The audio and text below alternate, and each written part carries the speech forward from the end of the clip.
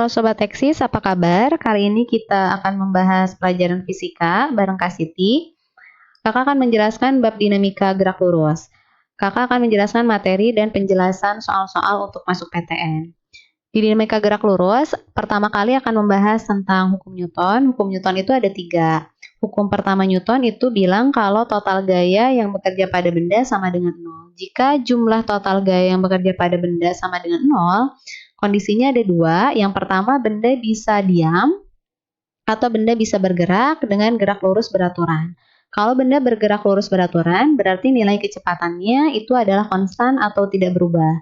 Jika kecepatannya tidak berubah, berarti nilai percepatannya sama dengan 0.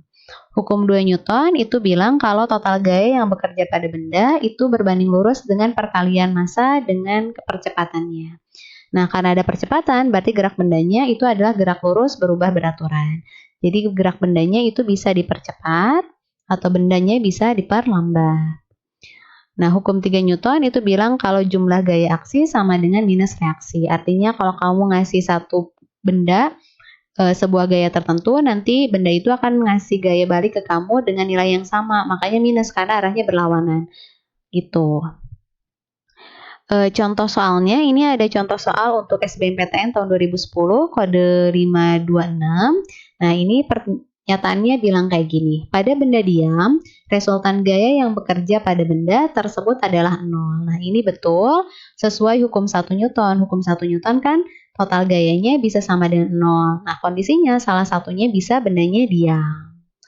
Pada yang sebabnya adalah pada benda diam tidak ada satupun gaya yang bekerja padanya. Ini salah. Karena pada satu benda yang diam itu bisa aja ada beberapa gaya yang bekerja padanya. Misal kayak gini nih. Ini ada F1 arahnya ke kanan dan ada F2 arahnya ke kiri.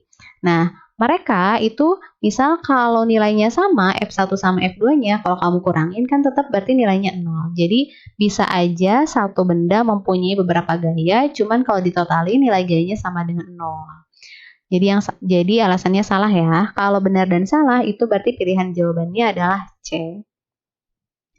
Contoh soal yang kedua, ini SBMPTN tahun 2018, kode 436. Sebuah balok bermassa yang pertama diketahui masanya atau M-nya 3 kg meluncur pada bidang XY yang licin. Dua gaya konstan, F1-nya adalah 5 Newton dan F2-nya adalah 6 Newton bekerja pada balok tersebut.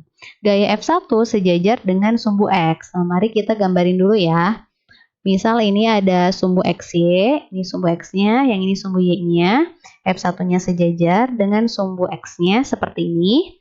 Dan gaya F2 katanya membentuk sudut theta terhadap F1. Nah, berarti gambarnya kayak gini. Ini adalah F2-nya membentuk theta atau sudut terhadap F1-nya. Berarti seperti ini. Yang ditanya di sini adalah jika grafik kecepatan balok pada arah X terlihat seperti pada gambar besar sudutnya. Berarti dia nanya nilai theta-nya berapa nih gitu. Karena ini F2-nya dia membentuk sudut terhadap X dan Y, berarti kita bisa tarik F2 terhadap sumbu X seperti ini, berarti nilainya F2. Nah, ini nih, berarti seperti ini, berarti nilainya F2 cos theta dan bisa kita tarik ke arah sumbu Y seperti ini. Nah, ini berarti nilainya F2 sin theta. Karena ini grafiknya terhadap Fx, berarti kita lihatnya total gayanya adalah di sumbu X, berarti sigma Fx sama dengan M kali A. Di sumbu X ada berapa gaya? Di sumbu X ada 2 gaya, F2 cos theta dan ada F1. Mereka arahnya searah, berarti total mereka ditambahin karena searah. Karena kita mau nyari sudutnya, berarti kamu harus tahu nilai A-nya dulu nih. Dari mana? Dari grafik ini nih. Karena nilai A kan delta V per delta T ya. Nah, dari grafik ini kita tarik aja dua titik. Misal ini titik yang pertama dan ini titik yang kedua. Nah, di titik yang kedua yang ini nih, kamu kan berarti tahu nilai V0-nya min 4 dan nilai T-nya adalah 0 second. Di titik yang kedua, kamu tahu Vt-nya adalah 4 second dan T-nya adalah 3 second. Kalau kita masukin ke rumus A, delta V itu kan berarti Vt dikurang V0 ya. Berarti Vt-nya 4 dikurang V0-nya adalah min 4. Delta T-nya berarti tinggal waktunya dikurangin. Berarti 3 dikurang 0. Berarti kamu dapat nilai percepatannya adalah 8/3. Tinggal kita masukin deh ke yang tadi persamaan yang Fx-nya. F1-nya nilainya 5, F2-nya 6, cos theta, A-nya tadi di soal nilainya 3, A-nya adalah 8/3. Berarti 3 sama 8 bisa kamu coret. Nah, berarti tinggal 6 cos theta. Yang tadi berarti yang sebelah kanan ada 8. 5-nya kita pindah ruas ke sebelah kanan. Berarti jadi 8 kurang 5. Berarti 6 cos theta sama dengan 3. 6-nya kita pindah ruas ke sebelah kanan. Berarti jadi 3/6. Berarti nilainya setengah. Cos theta berapa sih yang menghasilkan setengah?